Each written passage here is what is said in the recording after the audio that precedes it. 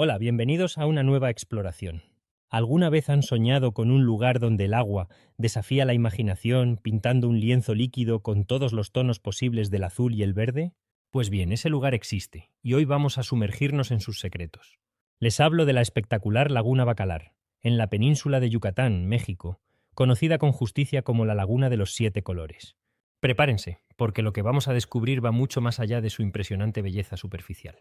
Esta extensión de agua dulce, de aproximadamente 42 kilómetros de largo y apenas 2 kilómetros en su punto más ancho, no es una laguna común.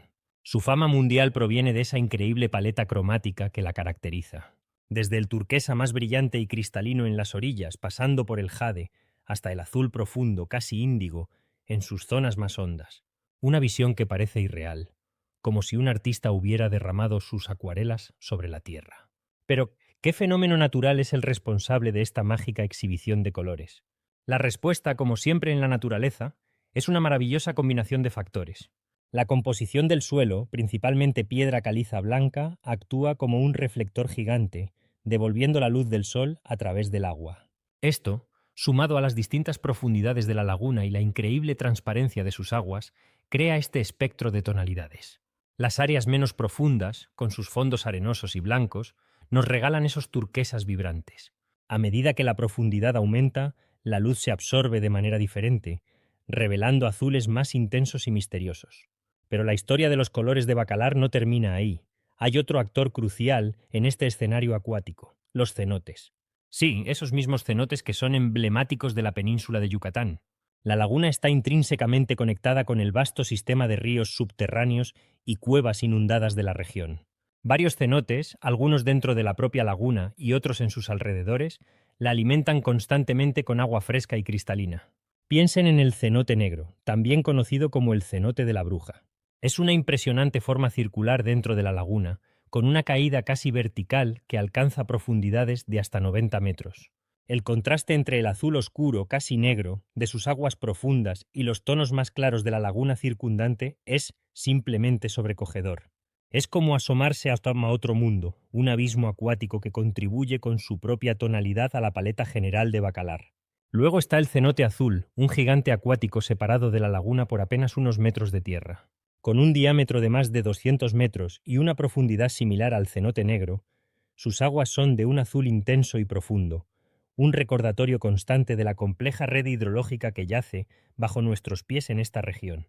Estos cenotes no solo aportan agua, a través de sus interacciones y corrientes, pueden influir en la distribución de sedimentos y la claridad del agua en diferentes zonas, añadiendo más matices al espectáculo visual. La conexión con estos sistemas subterráneos es vital. La península de Yucatán es una plataforma de carbonato de calcio, una especie de queso suizo gigante perforado por la acción del agua durante millones de años.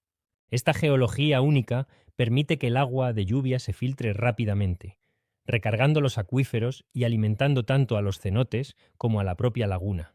Es un sistema dinámico, un corazón acuático que late bajo la selva.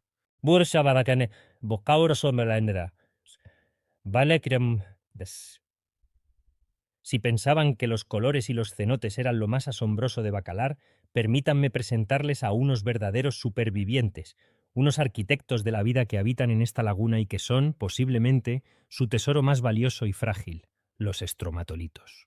¿Estromatolitos?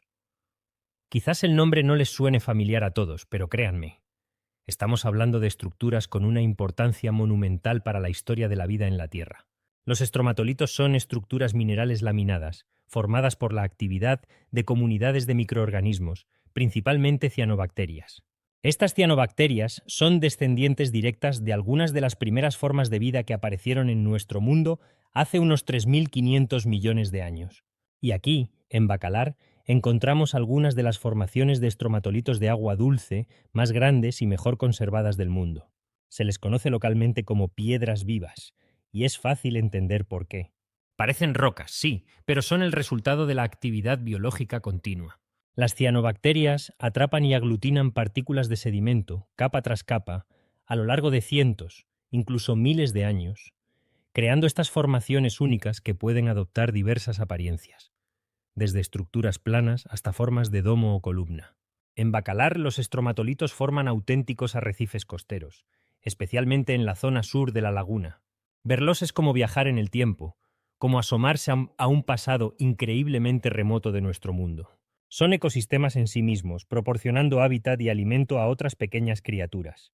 Su presencia aquí se debe a las condiciones particulares del agua de la laguna, su composición química, rica en carbonato de calcio, y su claridad, que permite la penetración de la luz solar necesaria para la fotosíntesis de las cianobacterias. Es crucial entender que estos estromatolitos son extremadamente frágiles. El contacto físico, los cambios en la calidad del agua, la contaminación por nutrientes excesivos, todo esto puede dañarlos irreparablemente. Son verdaderas joyas biológicas, y su estudio nos proporciona información invaluable sobre el origen de la vida y la evolución de los ecosistemas acuáticos. Bacalar no es solo una laguna hermosa, es un laboratorio natural, un museo viviente. Más allá de los estromatolitos, la laguna en sí misma es un ecosistema vibrante y diverso. Sus aguas son el hogar de una variedad de peces, algunos endémicos de la región. Las aves acuáticas encuentran en sus orillas y en los manglares circundantes un refugio ideal. Cigüeñones, garzas, espátulas rosadas y una multitud de otras especies adornan el paisaje, aprovechando la riqueza de alimento que ofrece la laguna. Los manglares, esos bosques anfibios que bordean partes de la laguna, juegan un papel fundamental. Sus raíces entrelazadas no solo estabilizan la línea costera, previniendo la erosión, sino que también actúan como filtros naturales, ayudando a mantener la prístina calidad del agua. Además, son guarderías para muchas especies de peces y crustáceos, lugares donde las crías pueden crecer protegidas antes de aventurarse a las aguas abiertas. La interconexión entre los manglares, la calidad del agua y la salud general del ecosistema de Bacalar es un ejemplo perfecto de cómo la naturaleza teje redes complejas de dependencia mutua. La transparencia del agua también permite que la luz solar penetre profundamente, sustentando praderas de pastos marinos en el fondo de la laguna. Estas praderas son otro componente vital del ecosistema, proporcionando alimento y refugio, y contribuyendo a la oxigenación del agua. Es un sistema delicadamente equilibrado, donde cada elemento, desde las microscópicas cianobacterias hasta las aves más grandes, tiene un rol fundamental. Es verdaderamente asombroso cómo todos estos factores, la geología kárstica, los cenotes que actúan como venas subterráneas, la composición química del agua, la luz solar y la increíble biodiversidad, incluyendo esos antiquísimos estromatolitos, se conjugan para crear un lugar tan singular. No es solo un destino para maravillarse con sus colores, es un testimonio de los procesos naturales que han moldeado nuestro mundo durante eones. Cuando uno contempla la inmensidad de Bacalar, con sus aguas cambiando de color con cada nube que pasa, con la brisa susurrando entre los manglares, y sabiendo que bajo esa superficie yacen secretos geológicos y biológicos de tal magnitud, es imposible no sentirse sobrecogido. Nos recuerda la complejidad y la belleza inherente al mundo natural, y la importancia de comprender y valorar estos tesoros. La Laguna de los Siete Colores es mucho más que un eslogan turístico.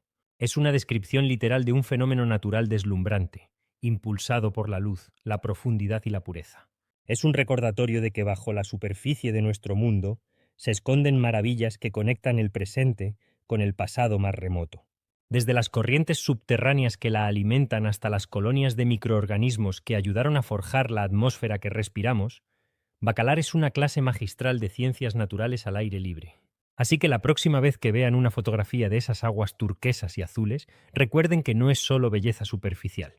Hay una historia profunda detrás de cada tonalidad, una historia de agua, roca, luz y vida. Una historia que se sigue escribiendo cada día en este río. Hoy nos aventuramos en un rincón del mundo que parece sacado de un sueño, una escultura natural tan exquisita y surrealista que desafía nuestra comprensión de lo que las fuerzas de la naturaleza pueden crear. Nos vamos al corazón del desierto de Arizona, en Estados Unidos, para explorar el increíble Cañón del Antílope, un lugar donde la roca, el agua, el viento y la luz han danzado durante milenios para dar forma a uno de los espectáculos geológicos más fotogénicos y asombrosos del mundo. Pero, ¿cómo se formó esta maravilla? ¿Qué fuerzas titánicas y a la vez delicadas esculpieron estas formas tan orgánicas y fluidas en la dura roca del desierto? La respuesta es una combinación maravillosa de tiempo, agua y viento. actuando sobre un tipo de roca muy particular. El cañón del Antílope es lo que se conoce como un cañón de ranura. Estos son cañones significativamente más profundos que anchos. En algunos puntos puedes extender los brazos y tocar ambas paredes, mientras que la luz del sol apenas se cuela desde la abertura lejana, muy por encima de tu cabeza. Hay dos secciones principales, conocidas popularmente como el cañón del Antílope superior, o la grieta, y el cañón del Antílope inferior, o el sacacorchos, cada una con su propia personalidad geológica. La principal fuerza escultora detrás de esta obra maestra es el agua. Pero no un río tranquilo y constante. Estamos hablando de la fuerza violenta y repentina de las inundaciones. La región del cañón del Antílope es desértica, pero durante la temporada de monzones puede recibir lluvias torrenciales. Cuando estas lluvias caen sobre el terreno seco y poco absorbente de la cuenca de drenaje superior, el agua no tiene a dónde ir más que a precipitarse con una velocidad y fuerza impresionantes a través de los cauces secos y arroyos existentes. Estas masas de agua, cargadas de arena, grava y otros detritos, rugen a través de estas estrechas fisuras en la roca. Actúan como un papel de lija líquido de proporciones gigantescas. Con cada inundación, este torrente abrasivo arranca partículas de la arenisca, profundizando y ensanchando lentamente las grietas, tallando y puliendo las paredes con una precisión asombrosa a lo largo de incontables años. Es un proceso de erosión increíblemente poderoso, donde la paciencia del tiempo geológico se encuentra con la furia ocasional de los elementos. Las formas curvilíneas y fluidas que vemos hoy son el resultado directo de la dinámica de fluidos de estas aguas turbulentas. El agua no fluye en línea recta, crea remolinos alrededor de obstáculos, y estas corrientes complejas son las que han esculpido las concavidades, las curvas suaves y los bordes afilados que hacen que el cañón parezca una escultura abstracta. El segundo protagonista en esta historia geológica es el tipo de roca en la que se forma el cañón, la arenisca de Navajo. Esta formación rocosa data del período Jurásico inferior hace unos 190 millones de años. En aquel entonces, esta región era parte de un vasto mar de dunas de arena, uno de los desiertos de arena más grandes que jamás hayan existido en la Tierra. Con el tiempo, estas dunas fueron sepultadas, compactadas y cementadas, convirtiéndose en la arenisca que vemos hoy. Piensen en la inmensidad del tiempo que representa esta transformación. Durante millones de años, grano a grano, la arena soplada por vientos ancestrales se acumuló formando dunas gigantescas, algunas alcanzando cientos de metros de altura. Luego, durante otros millones de años, estas arenas fueron sepultadas bajo el peso de sedimentos posteriores, compactándose lentamente. El agua rica en minerales circulando entre los granos y cementándolos hasta convertirlos en la sólida pero porosa roca que hoy admiramos. La arenisca de Navajo tiene varias características que la hacen ideal para la formación de estos cañones de ranura. Primero, es relativamente porosa y friable, es decir, no es excesivamente dura, lo que permite que el agua la erosione con relativa eficacia. Segundo, presenta unas espectaculares laminaciones cruzadas a gran escala. Estas son las capas inclinadas dentro de la arenisca que representan las antiguas caras de las dunas de arena que migraban con el viento. Estas laminaciones son las que dan a las paredes del cañón sus patrones hipnóticos y sus variaciones de color, ya que diferentes capas pueden tener ligeras diferencias en la composición mineral, especialmente en los óxidos de hierro que le confieren sus tonos cálidos. Pero el agua no es la única fuerza erosiva en juego, el viento también desempeña su papel. En un ambiente desértico, el viento transporta constantemente partículas de arena. Este proceso, conocido como abrasión eólica, actúa como un pulido fino y constante sobre las superficies rocosas. Mientras que las inundaciones relámpago hacen el trabajo pesado de excavar el cañón, el viento ayuda a suavizar las paredes, a redondear los bordes y a mantener esa textura sedosa tan característica del cañón del Antílope.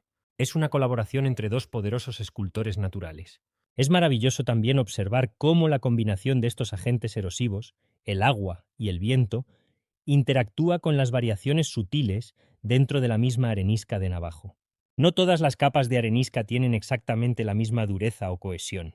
Algunas láminas, quizás con una cementación ligeramente más débil o una composición de grano diferente, ceden más fácilmente ante el ataque implacable de los elementos. Este proceso, conocido como erosión diferencial, Es el que a menudo crea los pequeños voladizos, las delicadas aletas de roca y las texturas acanaladas que añaden otra capa de complejidad y detalle a las paredes del cañón, haciendo que cada sección sea verdaderamente única. Y luego, por supuesto, está la luz del cañón del Antílope. Es quizás su característica más famosa y etérea. Durante ciertas horas del día, especialmente en los meses de verano, cuando el sol está alto, los rayos de luz solar penetran directamente a través de las estrechas aberturas en la parte superior del cañón. Estos haces de luz, a menudo visibles gracias a las partículas de polvo o arena fina suspendidas en el aire, atraviesan la oscuridad del cañón como focos celestiales, iluminando secciones de las paredes y creando un espectáculo visual inolvidable. La forma en que la luz interactúa con las paredes curvas y texturizadas del cañón es lo que produce esa rica paleta de colores. Las paredes no son simplemente rojas o anaranjadas. Dependiendo del ángulo de la luz y de la sombra, pueden mostrar tonos que van desde el rosa pálido hasta el púrpura profundo, pasando por el ocre y el terracota. Es importante recordar que, a pesar de su belleza, estos cañones de ranura pueden ser lugares peligrosos. Las mismas inundaciones relámpago que los crearon pueden ocurrir con muy poco aviso, incluso si no está lloviendo directamente sobre el cañón, ya que una tormenta a kilómetros de distancia en la cuenca de drenaje puede enviar un muro de agua a través de ellos.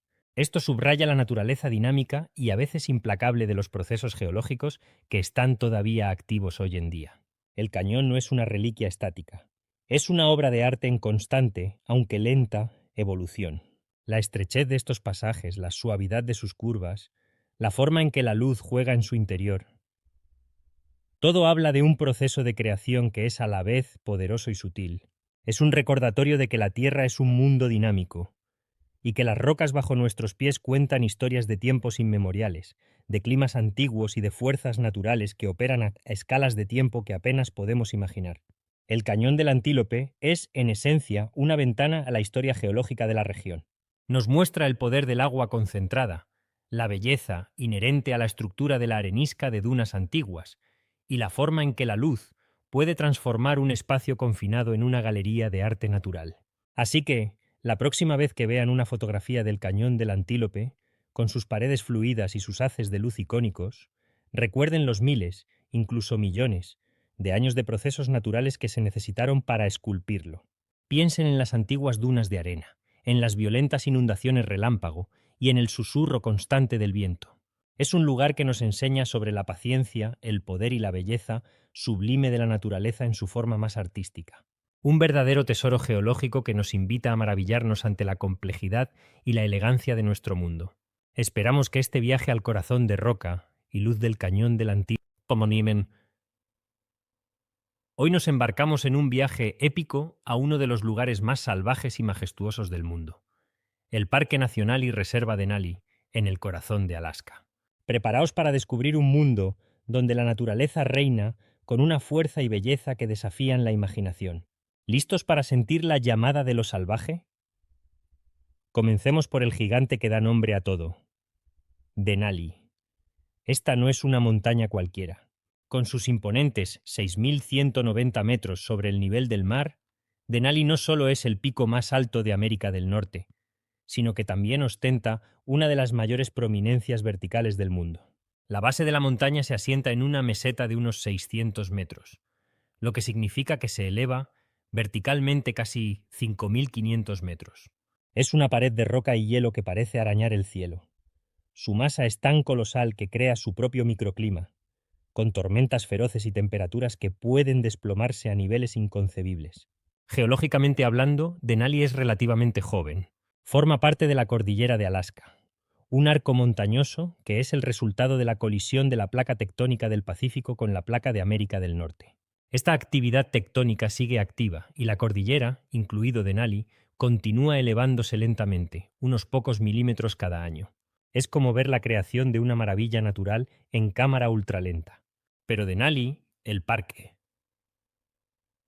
El parque es mucho más que su montaña homónima.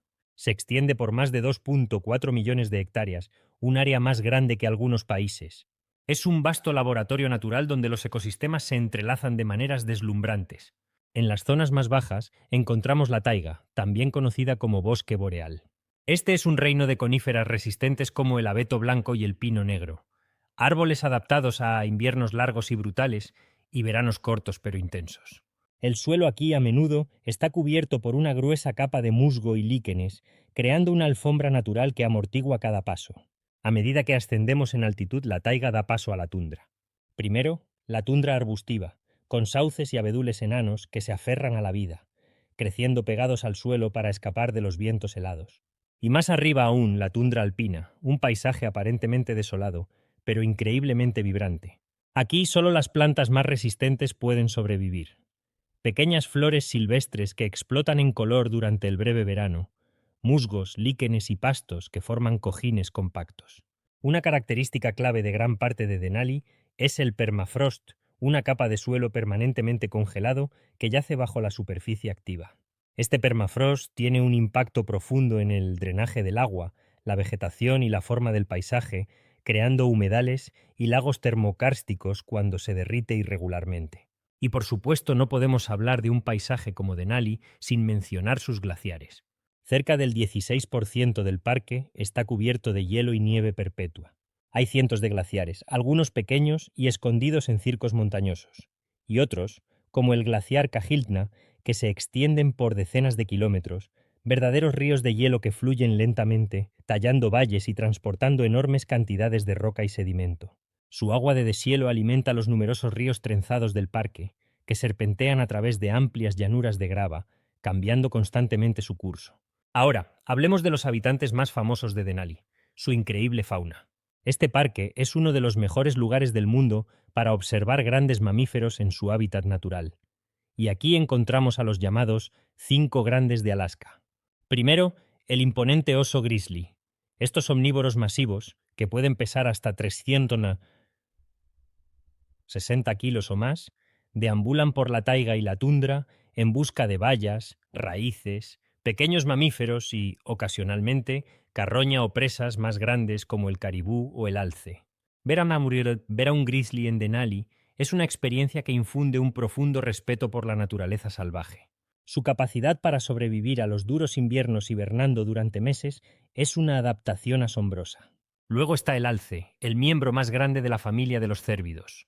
Los machos, con sus enormes astas palmeadas que pueden llegar a pesar hasta 30 kilos y medir casi 2 metros de ancho, son una vista espectacular. Se alimentan de sauces, abedules y plantas acuáticas, y a menudo se les ve vadeando en los lagos y estanques del parque. El caribú es otro ícono de Denali. Estos renos salvajes son conocidos por sus migraciones estacionales, moviéndose en grandes manadas entre sus áreas de alimentación de verano e invierno. Tanto machos como hembras desarrollan astas, aunque las de los machos son mucho más grandes y elaboradas. Están perfectamente adaptados al frío, con un pelaje denso y hueco que proporciona un excelente aislamiento, y pezuñas anchas que actúan como raquetas de nieve. Elevándose en las laderas rocosas y los acantilados, encontramos a la elegante oveja de Dal. Con su pelaje blanco níveo, son maestras del camuflaje en los paisajes nevados y rocosos. Los machos, conocidos como carneros, poseen impresionantes cuernos curvados en espiral que utilizan en espectaculares combates durante la época de celo. Su agilidad para moverse por terrenos casi verticales es simplemente asombrosa. Y finalmente, el esquivo lobo. Estos inteligentes depredadores sociales son cruciales para mantener el equilibrio del ecosistema de Denali. Cazan en manadas, cooperando para abatir presas como caribúes, alces y ovejas de Dal. Observar una manada de lobos en acción es un raro privilegio y un recordatorio del complejo entramado de la vida en este parque. Su presencia indica un ecosistema saludable y completo. Y no olvidemos a las aves. Más de 160 especies de aves han sido registradas en Denali, muchas de ellas migratorias que viajan miles de kilómetros para aprovechar la abundancia de insectos y los largos días de luz del verano ártico para reproducirse. Desde el majestuoso águila real que planea sobre las cumbres hasta el pequeño pero resistente lagópodo alpino, un ave que cambia su plumaje de marrón, moteado en verano a blanco puro en invierno para camuflarse perfectamente. El canto de los zorzales y los gorriones llena el aire durante el breve pero intenso verano. La adaptación es la clave para la supervivencia en Denali. Las plantas, por ejemplo, tienen ciclos de vida increíblemente rápidos. Deben germinar, crecer, florecer y producir semillas en la corta ventana de tiempo del verano ártico. Muchas son perennes, almacenando energía en sus raíces para rebrotar rápidamente cuando la nieve se derrite. Los insectos también tienen estrategias asombrosas. Algunos mosquitos pueden sobrevivir al invierno congelados en el hielo. Otros producen una especie de anticongelante natural en sus cuerpos. Y cuando llega el verano, explotan en número, proporcionando una fuente vital de alimento para las aves migratorias. El agua es otro elemento fundamental. Los ríos glaciares cargados de limo fino, la llamada harina de roca, dan a las aguas un color lechoso distintivo. Estos sedimentos enriquecen las llanuras de inundación, aunque también presentan desafíos para la vida acuática. Peces como el tímalo ártico y varias especies de salmón han evolucionado para prosperar en estas aguas frías y a menudo turbias, completando ciclos de vida asombrosos que a menudo incluyen largas migraciones. La inmensidad del paisaje, la resistencia de su flora y fauna y la presencia imponente de la montaña más alta de América del Norte se combinan para crear una experiencia inolvidable. Denali no es solo un parque, es un santuario, un testimonio de la resiliencia de la vida y un recordatorio de la importancia de proteger estos últimos grandes espacios salvajes. Cada elemento, desde el microorganismo más pequeño en el suelo hasta el oso grizzly más grande, juega un papel en este intrincado en lo natural. Es un lugar que nos enseña sobre la adaptación, la interconexión y la belleza cruda y sin filtros del mundo natural. Así que, la próxima vez que piensen en la naturaleza en su forma más pura y grandiosa, recuerden Denali. Recuerden sus picos nevados, sus vastas tundras, sus bosques boreales y la increíble tenacidad de la vida que alberga. Y para dejarlos con una última chispa de curiosidad, ¿sabían que, debido a su alta latitud, Denali experimenta algunos de los cambios más extremos en la duración del día? En el solsticio de verano, el sol apenas se pone, ofreciendo casi 22 horas de luz diurna, mientras que en el solsticio de invierno la luz del día se reduce a menos de 5 horas. Imaginen cómo afecta esto a los ciclos de vida. Prepárense para sumergirse en un mundo subterráneo de belleza incomparable, un reino acuático escondido bajo la superficie de la Tierra que parece sacado de un sueño.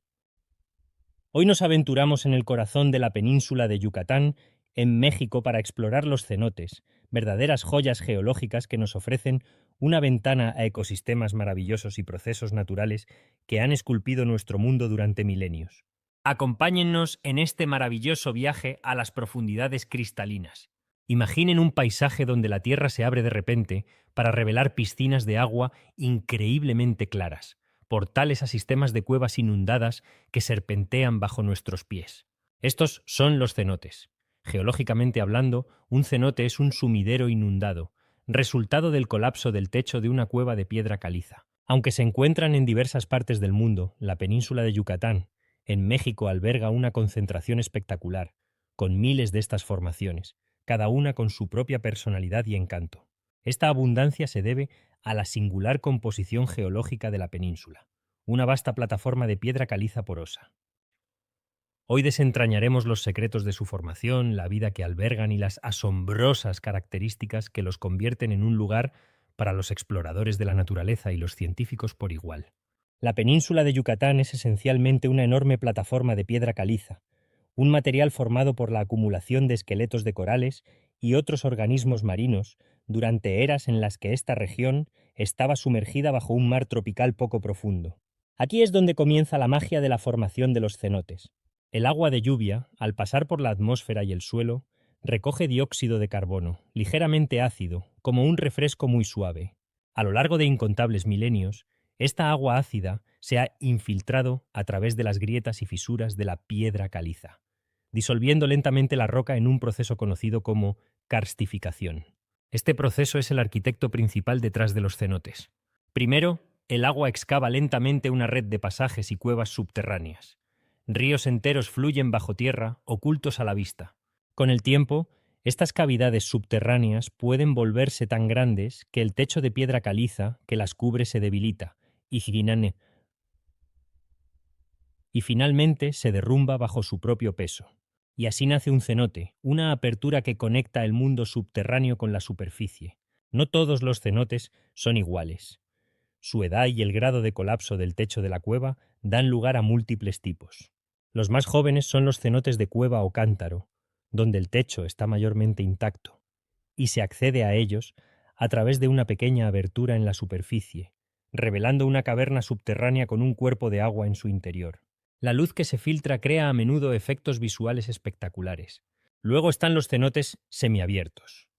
En estos, parte del techo se ha derrumbado, creando una apertura más grande que permite que entre más luz solar. Estos cenotes a menudo presentan paredes verticales y una mezcla de zonas iluminadas y sombreadas. Los cenotes abiertos son los más antiguos. Aquí, el techo de la cueva se ha derrumbado por completo, dejando una piscina de agua a cielo abierto, similar a un pequeño lago de aguas increíblemente transparentes, a menudo rodeado de vegetación exuberante que ha colonizado los bordes. Una de las primeras cosas que cautiva a cualquiera que observe un cenote es la extraordinaria claridad y el color de sus aguas. La piedra caliza actúa como un filtro natural gigante, eliminando partículas y dejando el agua increíblemente transparente, a menudo permitiendo una visibilidad de decenas de metros. Los colores son igualmente asombrosos, variando desde azules turquesa brillantes hasta profundos tonos esmeralda. Estos colores son el resultado de la interacción de la luz solar con el agua pura, los minerales disueltos y, a veces, la presencia de algas microscópicas. Otro aspecto geológico asombroso son las formaciones de cuevas, como estalactitas y estalagmitas, que se encuentran sumergidas dentro de muchos cenotes. Estas se forman por la precipitación de minerales, generalmente calcita, a partir de agua que gotea. El hecho de que las encontremos bajo el agua actual nos indica algo muy importante sobre el pasado, que el nivel del agua dentro de estas cuevas fue mucho más bajo durante largos periodos, permitiendo que estas formaciones crecieran en un ambiente seco, tal como lo hacen en las cuevas no inundadas. Son cápsulas del tiempo geológicas que nos hablan de cambios climáticos y niveles del mar pasados. Es crucial entender que los cenotes no son cuerpos de agua aislados. Son ventanas a extensos e interconectados sistemas de ríos subterráneos y cuevas inundadas, algunos de los cuales se extienden por cientos de kilómetros. De hecho, se cree que la península de Yucatán alberga algunos de los sistemas de cuevas inundadas más largos del mundo, explorados lentamente por buzos especializados. A pesar de las condiciones a menudo de poca luz y la química particular del agua, los cenotes bullen de vida, albergando ecosistemas maravillosos y altamente especializados. La vida aquí ha tenido que adaptarse a un entorno muy particular. En las zonas donde la luz solar penetra, las plantas acuáticas y las algas pueden prosperar, formando la base de la cadena alimenticia. En muchos cenotes abiertos, las raíces de los árboles de la superficie pueden crecer hacia abajo, a veces decenas de metros, hasta alcanzar el agua, creando estructuras intrincadas que ofrecen refugio a diversas criaturas. Los peces son habitantes comunes de los cenotes. Se pueden encontrar varias especies de mollies, cíclidos y otros peces pequeños que han colonizado estos entornos. Algunas especies pueden mostrar adaptaciones a la vida en cuevas, como una pigmentación reducida o una dependencia mayor de otros sentidos además de la vista, aunque los verdaderos peces ciegos de cueva son más característicos de sistemas de cuevas completamente oscuros y aislados. La vida microbiana también es increíblemente importante. Bacterias y otros microorganismos prosperan en estos ambientes, algunos de los cuales pueden ser extremófilos, adaptados a las condiciones específicas de la química del agua, como las diferentes concentraciones de oxígeno o la presencia de ciertos minerales. Estos microbios son fundamentales para el ciclo de nutrientes dentro del ecosistema del cenote. Los cenotes no son solo maravillas naturales de gran belleza, también son laboratorios naturales invaluables. Ofrecen a los científicos oportunidades únicas para estudiar una amplia gama de disciplinas. Los geólogos pueden estudiar los procesos de karstificación y la historia de la formación de la península. Los hidrólogos pueden investigar los complejos sistemas de flujo de agua subterránea, que son la principal fuente de agua dulce en esta región, vital para todos los ecosistemas terrestres y para el consumo humano. Desde una perspectiva biológica, los cenotes son puntos calientes de endemismo, lo que significa que algunas de las especies que se encuentran en ellos no se encuentran en ningún otro lugar del mundo.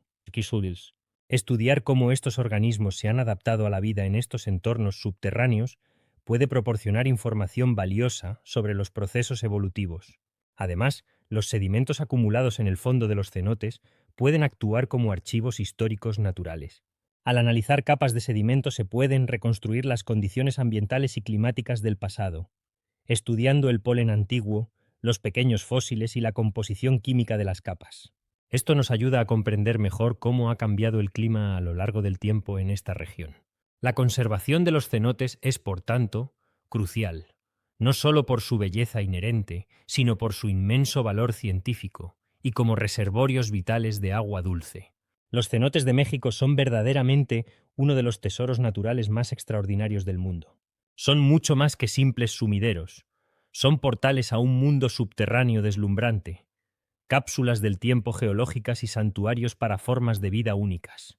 Nos recuerdan la belleza oculta que a menudo yace justo bajo nuestros pies, y la increíble capacidad de la naturaleza para crear paisajes y ecosistemas de asombrosa complejidad y encanto. Desde su formación paciente a lo largo de eones hasta la vida especializada que albergan, los cenotes son un testimonio del poder y la delicadeza de los procesos naturales. Esperamos que este profundo clavado en el mundo de los cenotes haya encendido su curiosidad y su aprecio por estas maravillas. Hoy nos embarcamos en una aventura épica hacia las alturas vertiginosas, hacia un coloso de piedra y hielo que no solo rasguña los cielos, sino que define un continente entero. ¿Están listos para sentir el aire enrarecido y la grandiosidad de la cumbre más alta fuera de Asia? El Aconcagua, con sus imponentes 6.960 metros sobre el nivel del mar, no es simplemente una montaña, es un emblema de la magnificencia natural. Situado en la provincia de Mendoza, en la República Argentina, este gigante rocoso es el techo de los hemisferios sur y occidental, un faro natural que domina la cordillera de los Andes. Su nacimiento no se debe a la furia explosiva de un volcán, una confusión común debido a la presencia de rocas de origen volcánico en su estructura.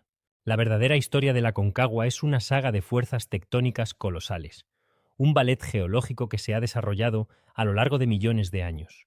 El Aconcagua es uno de los picos más prominentes de esta área andina. Las rocas sedimentarias marinas, que componen gran parte de su base, alguna vez depositadas en el lecho de antiguos océanos, fueron empujadas hacia el cielo, mientras que materiales volcánicos, andesíticos, producto de la actividad magmática, también se sumaron a su compleja estructura. Es un proceso que, aunque a ritmo geológico, sigue activo, recordándonos que la Tierra es un mundo vivo y en constante transformación. Adentrémonos ahora en el reino del hielo y el viento que caracteriza al Aconcagua. El clima aquí es un testimonio de la crudeza de la naturaleza en su máxima expresión. Las temperaturas en la cumbre pueden desplomarse fácilmente por debajo de los menos 20 grados centígrados, incluso durante el verano austral, y en invierno los registros son aún más gélidos. Pero quizás lo más temido sea el viento blanco. Este fenómeno ocurre cuando vientos huracanados, que pueden superar los 180 kilómetros por hora, levantan la nieve recién caída o acumulada, reduciendo la visibilidad a cero y creando una sensación térmica escalofriante. La presión atmosférica a tal altitud es aproximadamente un 40% de la que existe a nivel del mar, lo que significa que cada bocanada de aire contiene significativamente menos moléculas de oxígeno. Esta hipoxia, o falta de oxígeno, es uno de los mayores desafíos fisiológicos para cualquier organismo que se aventure a estas alturas. El clima puede cambiar con una rapidez pasmosa, pasando de un sol radiante a una tormenta de nieve en cuestión de horas, especialmente influenciado por las masas de aire húmedo del Pacífico y las secas del interior continental. Una de las joyas más preciadas de la Aconcagua son sus glaciares. Estos inmensos ríos de hielo, como el famoso glaciar de los polacos, en la cara noreste, o los glaciares Orcones superior e inferior, y el Gussfeld en la cara sur, son mucho más que espectaculares formaciones naturales. Se originan por la acumulación y compactación de nieve a lo largo de siglos y milenios en las zonas más altas y frías. El peso de las capas superiores transforma la nieve inferior en hielo denso y cristalino que fluye lentamente ladera abajo por la fuerza de la gravedad. Estos glaciares son vitales reservorios de agua dulce. Su derretimiento estacional alimenta los ríos que irrigan los áridos valles mendocinos, siendo cruciales para los ecosistemas y las actividades humanas aguas abajo. Lamentablemente, estos gigantes de hielo son también sensibles termómetros del cambio climático global.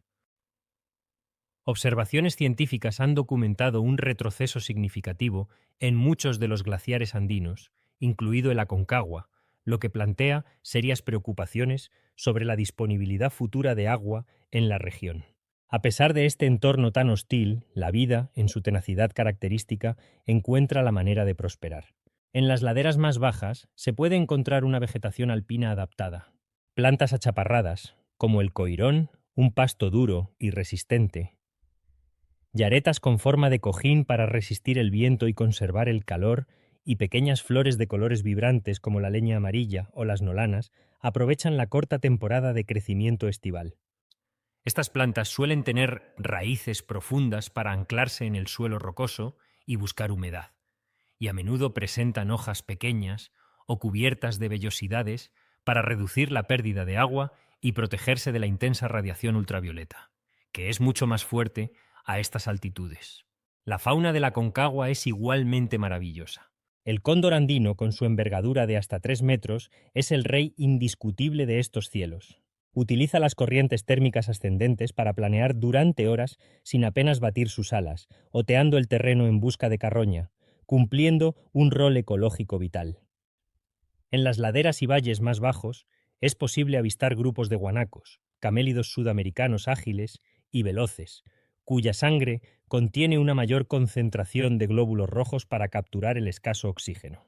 El sigiloso puma, el mayor depredador de la región, también merodea estas zonas, aunque es raramente visto. Pero la vida también existe en formas más pequeñas y sorprendentes. Roedores como el ratón de las nieves o el chinchillón anaranjado están adaptados al frío extremo, y una variedad de insectos, incluyendo escarabajos, moscas y arañas, han desarrollado mecanismos como compuestos anticongelantes en sus fluidos corporales para sobrevivir a temperaturas bajo cero. El Aconcagua es literalmente un dador de vida y también de agua. Los ríos Mendoza, Horcones, Vacas y Cuevas, entre otros, tienen sus cabeceras en los glaciares y campos de nieve del macizo.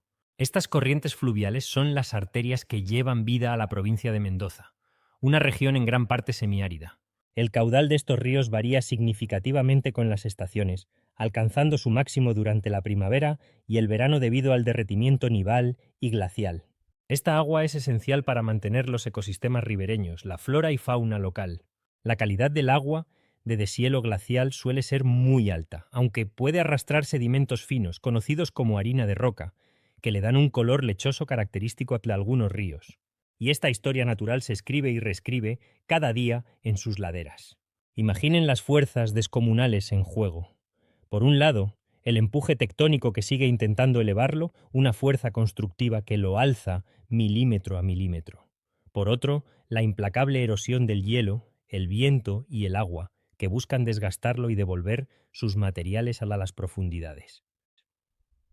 Las laderas son testigos de desprendimientos rocosos espectaculares, flujos de detritos que se canalizan por las quebradas, y la lenta pero constante reptación del suelo en las zonas de permafrost, ese suelo permanentemente congelado que yace bajo la superficie en las regiones más frías y altas. Su elevada cumbre, que a menudo perfora las capas de nubes más bajas y se adentra en la atmósfera libre, ofrece una ventana privilegiada para estudiar las corrientes de aire de alta montaña, como las poderosas corrientes en chorros subtropicales. Permite investigar la composición química de la atmósfera lejos de las fuentes de contaminación directas, y monitorear el transporte de polvo y aerosoles a largas distancias, partículas que pueden viajar miles de kilómetros desde otros continentes. Cada medición tomada aquí arriba, en este laboratorio natural, es un dato valioso que nos ayuda a comprender no solo el clima regional con sus particularidades, como la formación del viento blanco, sino también los complejos sistemas atmosféricos que envuelven y condicionan la vida en nuestro mundo, reafirmando su papel como un centinela, no solo de piedra, sino también del conocimiento científico. Este gigante de piedra no es solo un hito geográfico imponente, es un sistema dinámico, un faro de conocimiento, un termómetro sensible a los cambios de nuestro mundo y una fuente de vida insustituible para la vasta región que lo rodea. Observarlo, estudiarlo y esforzarnos por comprenderlo en toda su complejidad nos permite apreciar aún más la intrincada belleza y la fragilidad de nuestro mundo natural. Así que, la próxima vez que sus pensamientos vuelen hacia las grandes maravillas naturales del mundo, recuerden a la Concagua, el centinela de piedra, vigilante eterno de los Andes. Él permanece allí, como un testimonio de la fuerza indomable de la naturaleza, un recordatorio de la asombrosa y dinámica geografía de nuestro mundo. Un lugar donde el cielo y la tierra se encuentran de una manera verdaderamente espectacular. Espero que hayan disfrutado de este profundo viaje a las alturas de la Aconcagua tanto como nosotros disfrutamos. Hoy nos embarcamos en una aventura hacia un rincón del planeta donde la realidad supera a la fantasía, un lugar donde criaturas prehistóricas aún deambulan libres y ecosistemas vibrantes prosperan bajo un sol ecuatorial. Preparaos para sumergiros en el asombroso Parque Nacional de Komodo, un archipiélago indonesio que es mucho más que el hogar del lagarto más grande del mundo. Imaginad un conjunto de islas volcánicas, esculpidas por el fuego y el tiempo, emergiendo de aguas turquesas repletas de vida. Esto es el Parque Nacional de Komodo, declarado Patrimonio de la Humanidad por la UNESCO, un santuario que abarca las islas de Komodo, Rinca, Padar, y una veintena de islotes más pequeños. Fundado en 1980, su misión principal fue proteger al icónico dragón de Komodo, pero su importancia ecológica va mucho, mucho más allá. La isla de Komodo en sí misma es un espectáculo.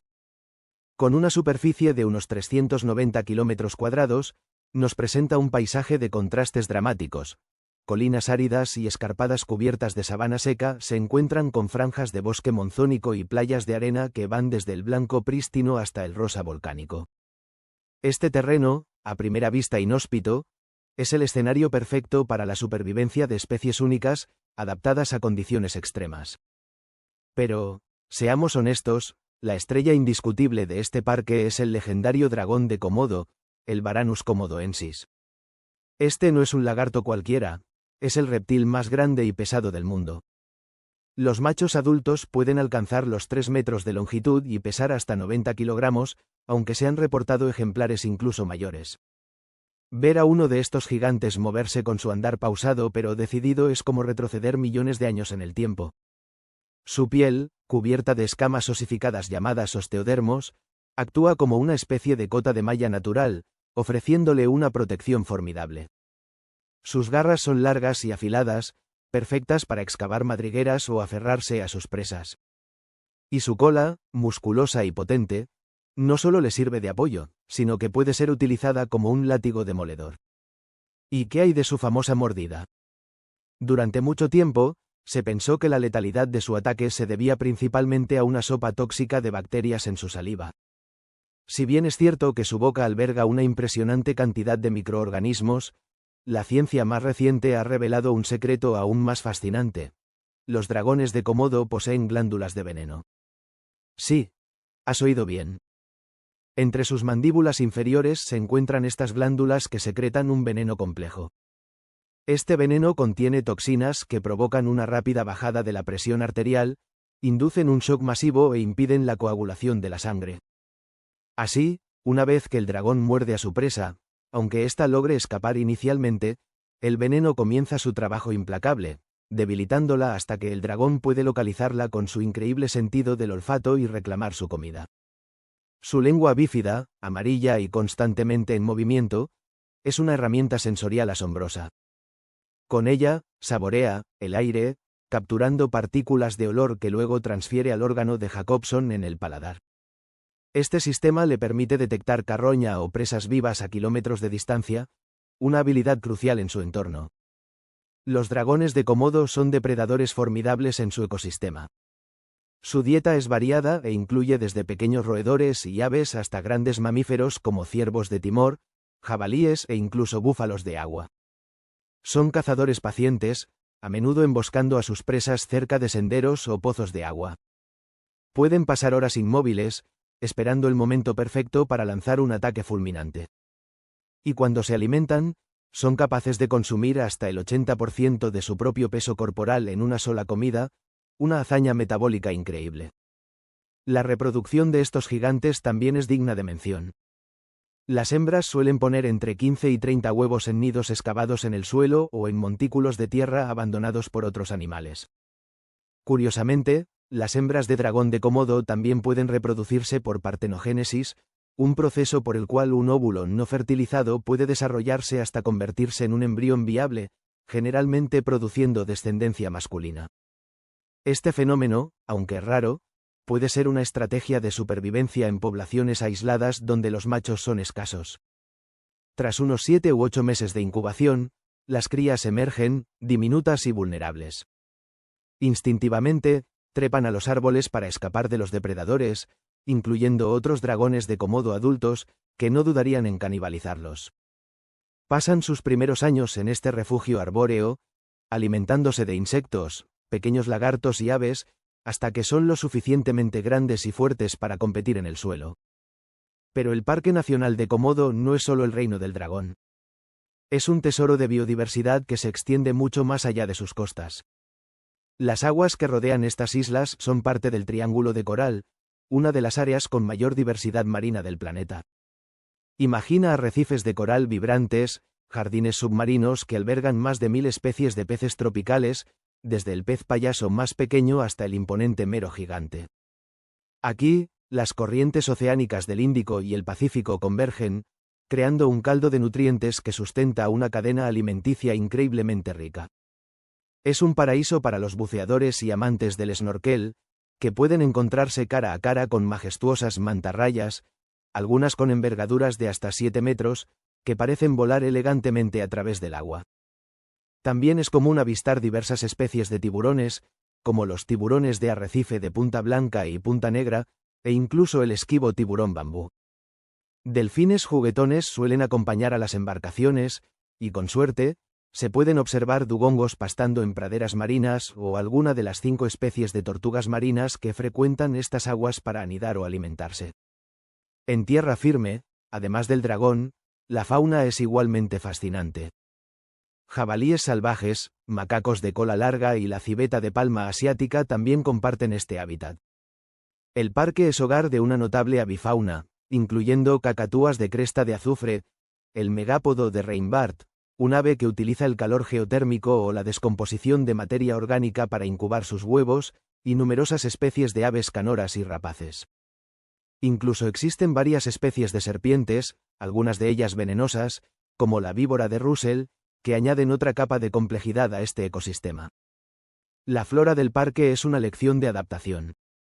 En las zonas más secas predominan las palmeras de lontar, cuyas hojas han tenido múltiples usos, y pastos resistentes a la sequía.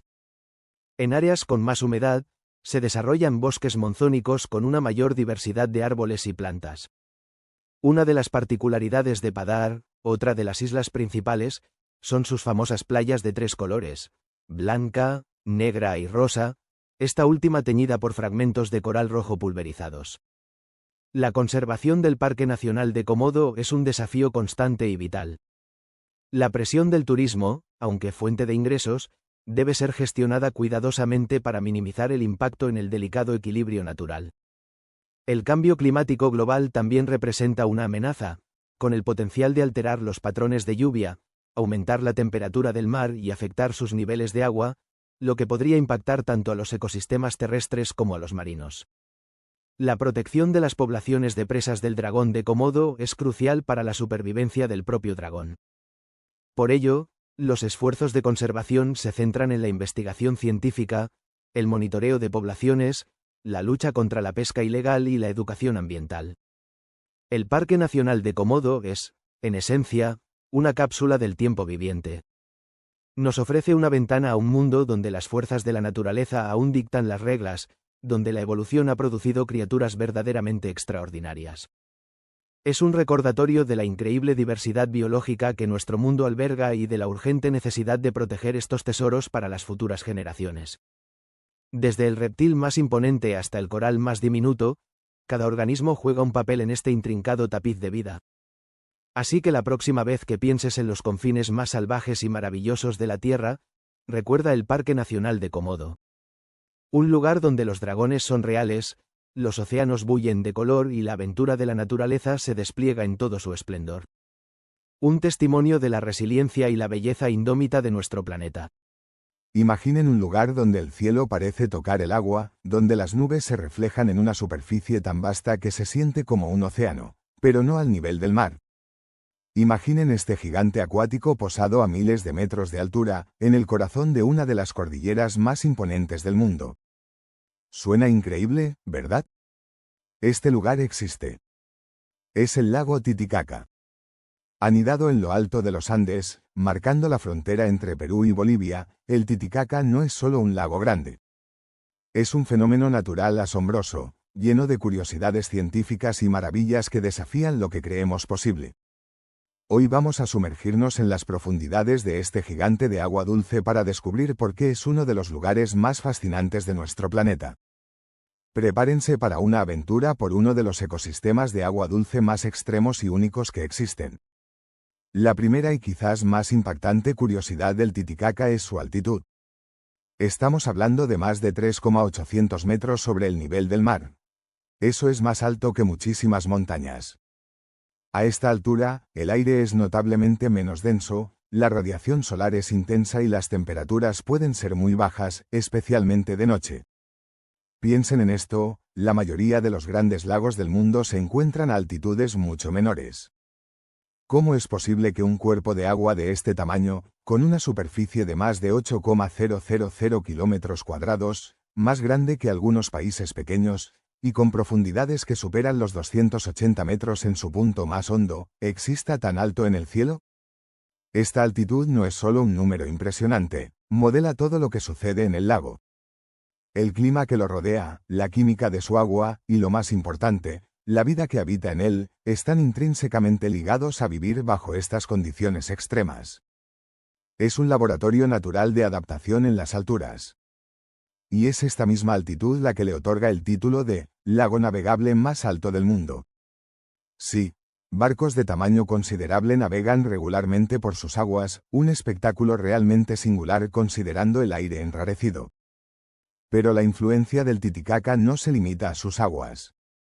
Esta enorme masa de agua actúa como un gigantesco regulador térmico en la alta montaña. Durante el día, absorbe el calor del sol intenso, por la noche, libera lentamente ese calor acumulado. Esto ayuda a moderar las temperaturas extremas de la puna circundante, creando un microclima único en sus alrededores inmediatos.